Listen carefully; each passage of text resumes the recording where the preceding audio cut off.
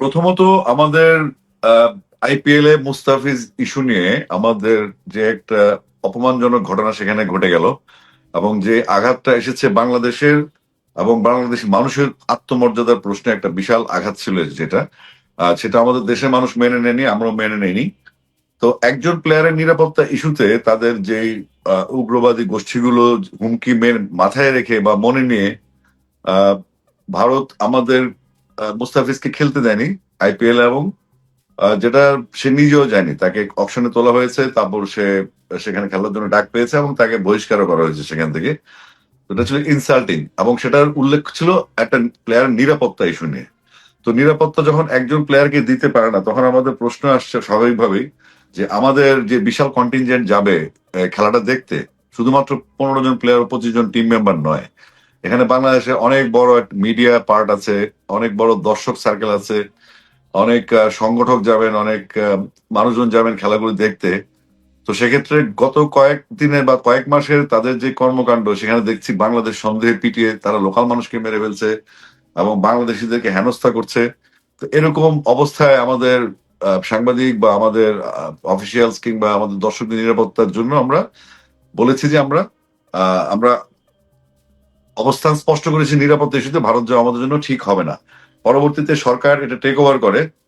সরকারের কাছে যখন আমাদের আবেদনটা যায় যে আমরা এই ইস্যুতে একটা সমস্যায় আছি, কারণ আপনারা জানেন যে আমরা যদি সিদ্ধান্ত নিই আমরা ভারতে খেলতে যাব, সেক্ষেত্রে গভর্নমেন্টের একটা জিও লাগবে, একটা অথরিটি লাগবে আমাদের, যে আমরা অনুমতিটা লাগবে আমাদের ইন্ডিয়া গিয়ে খেলতে। তো সেই অনুমতিটা দেওয়ার ক্ষেত্রে তখন গভর্নমেন্টের 4টা ডিপার্টমেন্ট, আইন, ক্রিয়া, তথ্য এবং পররাষ্ট্র, এই 4টা মন্ত্রণালয় সিদ্ধান্ত নিল এবং তাদের গোয়েন্দা রিপোর্টের ভিত্তিতে তারা সিদ্ধান্ত নিল যে বাংলাদেশ টিমের ক্রিকেট খেলতে যাওয়া উচিত হবে না ভারতে, কিন্তু আমরা বিশ্বকাপ খেলতে চাই এবং সেটা হতে হবে শ্রীলঙ্কায়, যেটা অতীতে হয়েছে। তো এই সমস্ত সমাধানগুলি বা সমস্যাগুলির সমাধানে আহ, হস্তক্ষেপ করেছে, আমি বলবো যে সরকার তাদের দায়িত্ব পালন করেছে। আপনারা জানেন বাংলাদেশে সামনে একটা নির্বাচন আছে এবং ওখানে একটা নির্বাচন চলছে। তো আমরা এই অস্থিতিশীল মোমেন্টে একটা তত্ত্বাবধায়ক বা ইন্টারিম গভর্নমেন্ট এখানে কাজ করছে, যে ইন্টারিম গভর্নমেন্টের কাছে মনে হয়েছে তারা তাদের সিকিউরিটি রিজনে আমাদের খেলতে না যাওয়া উচিত। সেক্ষেত্রে গভর্নমেন্ট স্বপ্রণোদিত হয়ে প্রথমে আইপিএল এর সম্প্রচার বন্ধ করেছে, তারপরে গিয়ে আমাদের খেলোয়াড়দের নিরাপত্তা, আমাদের যারা জার্নালিস্ট যাবেন, যারা আমাদের দর্শক শ্রোতা যাবেন, তাদের দর্শক যাবেন, তাদের নিরাপত্তা ইস্যুতে সরকার সিদ্ধান্ত নিয়েছে যে কোনো অপ্রীতিকর ঘটনা এড়ানোর জন্য আমরা ভারতে খেলতে যাবো না, আমাদের বিকল্প ভেন্যু লাগবে। তো সেটা নিয়ে আইসিসির সাথে আমাদের চিঠি চালাচালি হয়েছে, আমরা আইসিসি কে বোঝানোর চেষ্টা করেছি। পরবর্তীতে আইসিসি সেটা মেনে নেয়নি এবং আমরাও মেনে নিয়েছি যে আমরা টি-20 ওয়ার্ল্ড কাপ খেলতে যাচ্ছি না, এবং আমরা কোনো আইনগত পদক্ষেপ সেখানে নেইনি। আমরা সিদ্ধান্তটা মেনে নিয়েছি আমাদের ক্রিকেটের বৃহত্তর স্বার্থে, যেহেতু সমস্যাটা একটা ভেন্যু নিয়ে, সারা পৃথিবী নিয়ে নয়। তো সেক্ষেত্রে আমরা এটার কোনো আরবিট্রেশন যাওয়ার কোনো প্ল্যান আমরা করিনি এবং সিদ্ধান্তও নেইনি। না, কিন্তু সেই বৈঠকগুলোতে নিশ্চয়ই আপনারা তাদের কাছে নিরাপত্তা চেয়েছেন, নিরাপত্তা নিশ্চিত করার কথা তো অবশ্যই বলেছেন। আপনারা তো এটা বলেন নাই যে আমরা যাচ্ছি না, তোমরা যদি আমাদের নিরাপত্তা নিশ্চিত করতে পারো আমরা যেতে চাই। সেই ক্ষেত্রে ভারত সরকার বা আইসিসি তারা কি কোনো জবাব দিয়েছে আপনাদেরকে? না, তাদের কাছে মনে হয়েছে ওখানকার নিরাপত্তা ব্যবস্থা যথেষ্ট পরিমাণ ভালো আছে এবং আমাদের যাওয়া উচিত, আমরা ভুল করছি না গিয়ে। কিন্তু আমাদের মনে হচ্ছে আত্মমর্যাদার প্রশ্ন এবং নিরাপত্তার প্রশ্নে আমাদের যাওয়া উচিত না, এই কনফ্লিক্টটাতে আমাদের আসলে যাওয়া হয়নি। কিন্তু আমরা যে বিকল্প ভেন্যুর কথা বলেছিলাম, আমরা তো খেলতে চাই ওয়ার্ল্ড কাপ। আমাদের অনেক প্লেয়ারের জীবন আছে যারা প্রথমে ফার্স্ট টাইম ওয়ার্ল্ড কাপ খেলবে, টি-20 ওয়ার্ল্ড কাপ, যাদের হয়তো মিশন ভিশন ছিল, তারা ছোট থেকে বড় হয়েছে। এই খেলোয়াড়দের স্বপ্ন থাকে যে ওয়ার্ল্ড কাপ খেলবো, বড় আসরে ক্রিকেট খেলবো, নিজেকে মেলে ধরবো, নিজের পারফরমেন্স দেখাবো। তো সেখানে সেই দিক থেকে বিবেচনা করে আমরা আসলে খেলতে চাইছিলাম ওয়ার্ল্ড কাপটা। এবং এটা তো একটা ইভেন্ট, এই ইভেন্ট গুলো 2 বছর পর পর অনেক রকম ইভেন্ট হয়, টি-20 ওয়ার্ল্ড কাপটা সেরকম একটা ইভেন্ট। তো সেই ইভেন্টের জন্য আমাদের প্লেয়ারদেরকে যদি বাই চান্স কোন রকম স্যাবোটাজ হয়ে যায়, হতে পারে, এটা হয়, আমরা বাংলাদেশে নিরাপদ না, ওখান থেকে মানুষজন সেখানে মেরে আবার ওখানে চলে যায়। এবং ভারতে প্রচুর পরিমাণে পতিত সরকারের একটা অনেক লোকজন সেখানে আছে যারা হিংস্রতা জন্য মোটামুটি প্রমাণিত হয়ে তারা হিংস্র, এবং তাদের কাছে আমাদের ওখানে যাওয়াটা নিরাপদ না। এবং আমার 3টা খেলাই কলকাতায়। তো কলকাতায় থাকার কারণে আমরা আসলে স্বাভাবিকভাবে আমাদের প্লেয়ারদের নিরাপত্তা ইস্যুতে আমাদের যেমন ভিসা একটা সমস্যা, সাংবাদিকদের অ্যাক্রিডিটেশন একটা সমস্যা, তো দর্শকদের ভিসা সমস্যা। তো এত বড় একটা কন্টিনজেন্ট, অনেকগুলো সমস্যা এত দ্রুত সমস্যা দূর করা সম্ভব না। এইসব ক্ষেত্রে সরকার সিদ্ধান্ত নিয়েছে বাট আমরা সবসময় প্রস্তুত ছিলাম। আমরা যদি কালকেও যদি বলে আমরা শ্রীলঙ্কা খেলবো, আমাদের ভেন্যু শ্রীলঙ্কা দিয়েছে, আমরা কালকেও খেলতে প্রস্তুত। সেক্ষেত্রে আমাদের কোনো না নেই। এরপর থেকে কি কোনো চাপে আছেন? যেটা বলা হচ্ছিল বিভিন্ন ভাবে বলা হচ্ছিল যে আপনারা এই ক্রিকেটকে ধ্বংস করে দিয়েছেন। আপনাদের বোর্ডের কিছু কিছু পরিচালক এবং প্রেসিডেন্ট যিনি আছেন সবার বিরুদ্ধেই নানান ধরনের অভিযোগ হচ্ছিল। এই বিষয়গুলো নিয়ে কোনো চাপে আছেন কিনা? না, চাপ না। আমরা আসলে যখন আজকে বোর্ডের বয়স প্রায় 100 দিন প্লাস, আমরা দায়িত্ব নেওয়ার পর থেকে আমরা বিভিন্ন রকম চাপে পড়েছি, এবং সেই চাপগুলো কেন আসছে, সেই হুম, চাপগুলি কারা তৈরি করছে, এবং কি উদ্দেশ্যে চাপগুলি তৈরি করছে, সেগুলো আমরা মোটামুটি আমরা একটা কনক্লুশনে এসছি যে এই এই কারণে তারা আমাদেরকে ডিস্টার্ব করছে বা আমরা ডিস্টার্ব হচ্ছি। কিন্তু বাংলাদেশের ক্রিকেট ধ্বংস হওয়ার মতো কোনো ইস্যুতে নেই, কারণ আপনারা জানেন গত 53 বছর বাংলাদেশের ক্রিকেটের সমৃদ্ধি কিন্তু আসছে 2006-07 সালের পর থেকে। মানে এটার এর এক পর্যন্ত কিন্তু আমাদের প্লেয়ার ওই রকম ফ্যাসিলিটিস পেত না। আইসিসি ওয়ার্ল্ড কাপ চ্যাম্পিয়ন হওয়ার পরে আমাদের ওইরকম ট্যুর ছিল না। তো হুম, আমাদের ভবিষ্যতে অস্ট্রেলিয়া, ওয়েস্ট ইন্ডিজ, পাকিস্তানের মতো দলগুলো বাংলাদেশে আসবে। অনেকেই প্রচার করার চেষ্টা করেছিল তাদের। এখানে তো আসলে এজেন্টেরও কিছু ইস্যু থাকে। মনে করেন আমার দেশের, আমরা দেশপ্রেমিক বা মানুষ হিসেবে আমাদেরকে পরিচয় দিতে পছন্দ করি, আমাদের খেলোয়াড় দেশপ্রেমিক হিসেবে তাদেরকে পরিচয় দিতে পছন্দ করে। কিন্তু এর মধ্যে এমন কিছু লোকজন ঢুকে গেছে যারা হয়তো অন্য একটা দেশে পারপাস সার্ভ করে, বা আমাদের এখানে অসন্তোষ তৈরি করার জন্য, ঝামেলা তৈরি করার জন্য তারা বিভিন্ন রকম কল্প কাহিনী তৈরি করে, এবং এবং তাদের একটা মতামত প্রকাশ্যেই প্রকাশ করছে, যেটার কোনো মানে রাগ ঢাক না রেখেই তারা কথাগুলি বলছে। তো আমাদের কাজের ক্ষেত্রে এগুলো খুব হ্যান্ডিয়ারেন্স হয়ে যাচ্ছে রীতিমতো। কেন? আমরা যেই কাজটা করার জন্য বিসিবিতে এসেছি সেটা হচ্ছে বাংলাদেশের ট্রিপল সেঞ্চুরি ভিশন। আমাদের বোর্ডের সিদ্ধান্ত যেটা হচ্ছে, প্রথম হচ্ছে 100% ট্রাস্ট, বিশ্বাসটা স্থাপন করতে হবে আমাদের। দ্বিতীয়ত হচ্ছে আমাদের পারফরমেন্সটাকে অনেক ডেভেলপ করতে হবে, এবং ট্রিপল সেঞ্চুরি, থার্ড সেঞ্চুরি হচ্ছে আমাদের দেশের সর্বত্র ক্রিকেটটাকে পৌঁছানো, যেটা ডিসেন্ট্রালাইজের মাধ্যমে আমরা অলরেডি সারা বাংলাদেশে কাজ শুরু করেছি। আপনি লক্ষ্য করবেন যে শুধুমাত্র এই টি-20 ওয়ার্ল্ড কাপ বা ন্যাশনাল টিম কিংবা সিলেট, ঢাকা, চট্টগ্রাম নিয়েই কিন্তু আসলে এই খেলাগুলি ঘুরপাক খাচ্ছে, কথাবার্তাগুলি ঘুরপাক খাচ্ছে।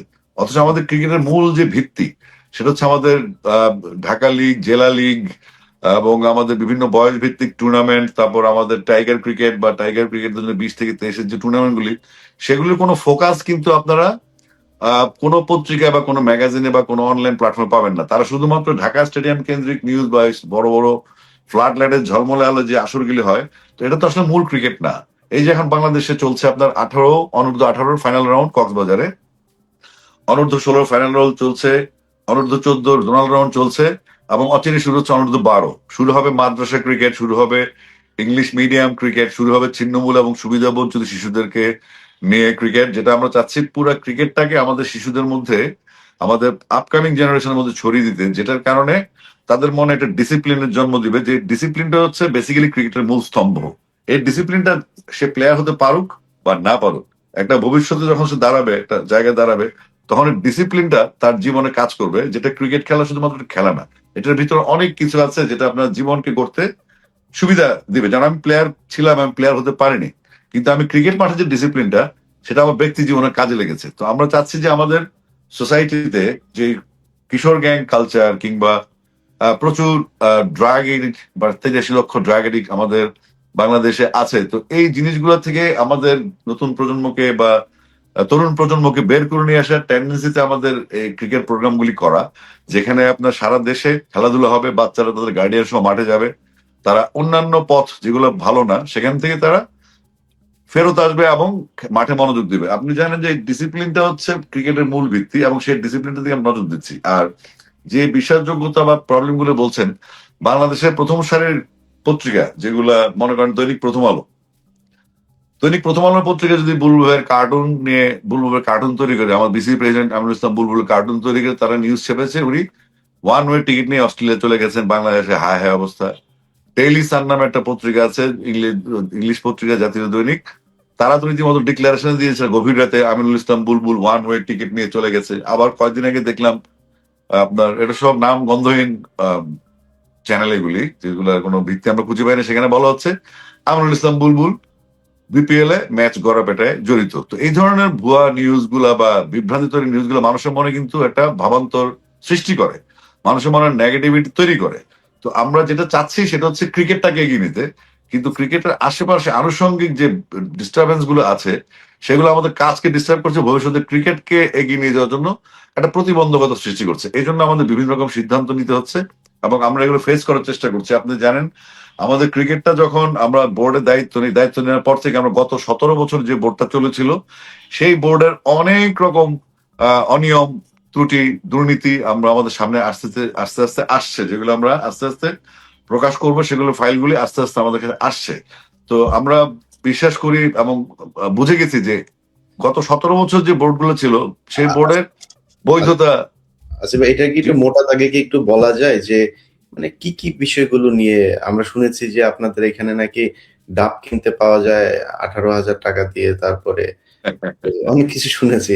মানে একটু মোটা দাগে কিছু বিষয় বলা যায় যেগুলো আপনারা অলরেডি, যেমন আমি 2-3টা বিষয় আমার মাথায় এসেছে। আমি আমি শুনেছি গল্পে, আমাদের অডিট টিমের যখন বসে, অডিট টিম তো আমার কাজ না, আমার কাজ হচ্ছে ক্রিকেট ডেভেলপমেন্ট এবং এজ গ্রুপ। তো আমাদের কানে এসছে বাংলাদেশে একটা নর্মাল খেলা যেখানে আমাদের লোকাল প্লেয়াররা খেলবে তাদের টুর্নামেন্টে, সেখানে একটা ম্যাচে বিগত দিনগুলোয় 80,000 টাকার ডাব কিনা হয়েছে একটা ম্যাচে। তো একটা ম্যাচে যদি 22 জন প্লেয়ার খেলে, তাদের টিম স্কোয়াড থাকে সর্বোচ্চ 30 জনের, তো সেখানে 80,000 টাকার ডাব কিভাবে খায় সেটা একটা প্রশ্নবিদ্ধ। তো আমাদের নাজমুল ইসলাম ভাই কিন্তু ওই কথাটাই বোঝানোর চেষ্টা করেছেন, পরবর্তীতে যেটাকে অপব্যাখ্যা দেওয়া হয়েছে।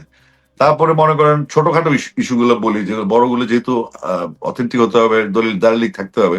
যেমন মাইক্রোবাস ভাড়া, আমাদের মাইক্রোবাসের বিশাল বহর আছে যেটা বিসিবির কাজ করে, সেখানে দীর্ঘদিন ধরে একটা সিন্ডিকেট কাজ করছে। আপনি যদি নওগাঁ থেকে নাটোর যান, যে মাইক্রোবাসের ভাড়াটা হওয়া উচিত 5,000, 5,500, 6,000 টাকা, সেই মাইক্রোবাসের ভাড়াটা ধরা হচ্ছে 16,000, 16,500 টাকা। তো এটা একটা টাকার একটা আহ, দুর্নীতির মৎসব যেটা আমরা বলতে পারি। তো এই ধরনের ছোট ছোট কিছু এক্সাম্পল আপনাকে দিলাম। পরবর্তীতে এই মাটির ইস্যু আসবে বা টিকেটিং এর ইস্যু আসবে, বা আমাদের 17 বছরে বিসিবির ভিতরে থাকা যেই পুরোনো লোকগুলো আছে, আমরা একটা বোর্ড মিটিং করতে পারি না, মুহূর্তের মধ্যে খবরটা বাইরে চলে যায়। এমনকি আমাদের বোর্ডের বাইরে গিয়ে পিছন দিক দিয়ে দেখতে হয় কেউ শুনছে কিনা, সাউন্ড প্রুফ, তারপরেও আমাদের এই সন্দেহ থাকে। তো অর্থাৎ আমরা শুরু থেকেই এমন একটা চ্যালেঞ্জের মধ্যে আছে, যেটা হচ্ছে আমাদেরকে তারা এই বোর্ডে থাকতে দিচ্ছে না বা থাকতে দিচ্ছে না কেন জানেন? সেটা হচ্ছে অতীতের যে ঘটনাগুলো সেগুলো ধামাচাপা দেওয়ার জন্য এই বোর্ডটা তাদের জন্য খুব হুমকি স্বরূপ হয়ে গেছে। এই বোর্ডটা না থাকলে অতীতের ঘটনাগুলো ধামাচাপা দেওয়া যাবে, এবং তারা সেই চেষ্টাও করেছে। এবং আর মোটা দাগে যদি বলেন, অতীতে যে ফ্যাসিস্ট ছিল তাদেরকে পুনর্বাসন করার জন্য আমাদের বর্তমানের যে বৈষম্য বিরোধী আন্দোলন হয়েছে, বিপ্লবটা হয়েছে, এবং বাংলাদেশের নতুন বাংলাদেশের যে সম্ভাবনা নিয়ে ইন্টারিম সরকার গঠন করে চলছে, সেখানে আমাদের ক্রিকেটটাকে ডিস্টার্ব করার জন্য বা আমাদের এই বোর্ডটাকে সরিয়ে ফেলার জন্য আপনারা বিভিন্ন কমেন্ট শুনেছেন। কেউ বলছেন অবৈধ, কেউ বলছে ক্ষমতায় আসলে এই বোর্ড নতুন করে গঠন করা হবে। এগুলো কোনো ভিত্তি আসলে আমরা খুঁজে পাইনি। কারণ একটা ইলেকটেড বডি যখন কাজ শুরু করে, তখন বাইরে থেকে 25 জন ডিরেক্টর কাজ করছেন, একজন রিজাইন করেছেন তার ব্যক্তিগত কারণ দেখে, তার বাবার অসুস্থতা দেখে, বাকি 24 জনই কাজ করছেন। তো সে সমস্ত কথাবার্তাগুলোকে মিডিয়াতে যেভাবে আসে এবং তারা যেভাবে দাম্ভিকতার সাথে কথা বলে, তো তাদের যে অতীতের ভূমিকা এবং 24 জুলাইয়ের বিপ্লব পরবর্তী সময়ে যেই ঘটনাগুলি আমাদের সামনে আসছে, যে ফ্যাসিস্টদেরকে পুনর্বাসন করা এবং তাদেরকে নিয়ে নতুন ভাবে মডেল তৈরি করা, তাদের পুরনো কাজগুলোকে ধামাচাপা দেওয়ার জন্য রানিং কিছু লোকজন তাদেরকে প্যাট্রোনাইজ করছে, তাদেরকে বিক্ষুব্ধ করছে বা তাদেরকে উস্কানি দিচ্ছে এবং মিডিয়াকে ফলস ইনফরমেশন দিচ্ছে, মিডিয়াকে যা তা বলে যাচ্ছে, সেগুলো নিয়ে একটা ধোঁয়াশা তৈরি হচ্ছে। তো সব মিলিয়ে ক্রিকেট বোর্ড সিদ্ধান্ত নিচ্ছে যে আমাদের আসলে এখন যে কাজগুলি করা যাবে সেটা হচ্ছে প্রথম হচ্ছে জুয়া থেকে ক্রিকেটকে সুরক্ষা করা, এক নাম্বার। দুই হচ্ছে উচ্চমানের পারফরমেন্স নিশ্চিত করা আমাদের প্লেয়ারদের, সংগঠকদের, কোচদের, স্কোরারদের, আম্পায়ারদের, যারা সংযুক্ত গ্রাউন্ডস এর, ফ্যাসিলিটিস এর, লজিস্টিক্স এর। তারপর সংযোগ গড়ে তুলতে হবে আপনার পুরা জেলা টু জেলা, উপজেলা থেকে সব খেলোয়াড়রা যেখানে খেলতে চায় একাডেমি গুলা, সেখানে তাদেরকে মূল হারমোনিতে নিয়ে আসা কেন্দ্রীয়, এবং তাদের এই লোকাল যে খেলাগুলি হয় সেগুলাকে সেন্ট্রালি যেন মনিটর করা যায়, প্যাট্রোনাইজ করা যায়, সেই লক্ষ্যে কাজ করা। আর বিসিবি কে 4 নাম্বার, বিসিবি কে একটা বিশ্বমানের প্রতিষ্ঠান হিসেবে তৈরি করার জন্য আমরা কাজ করছি। আপনারা জানেন আমাদের প্রেসিডেন্ট আমরুল ইসলাম বুলবুল দীর্ঘদিন তিনি আইসিসিতে বিভিন্ন পর্যায়ে চাকরি করেছেন, বিভিন্ন দেশে ক্রিকেট ডেভেলপমেন্টে তিনি কাজ করেছেন এবং তিনি সফল হয়েছেন। তিনি কিন্তু তার চাকরি ছেড়ে দিয়ে বিনা বেতনে বিসিবি প্রেসিডেন্ট হয়েছেন এবং তিনি একজন সফল ক্রিকেটার ছিলেন, বাংলাদেশের প্রথম টেস্ট সেঞ্চুরিয়ান, তার ক্রিকেট ক্যারিয়ার নিয়ে কোনো কথা নেই। এই সমস্ত জিনিসগুলো এত ভালোভাবে পাওয়ার পর যখন ধোঁয়াশা তৈরি করা হয়, তখনই আমাদের কিছু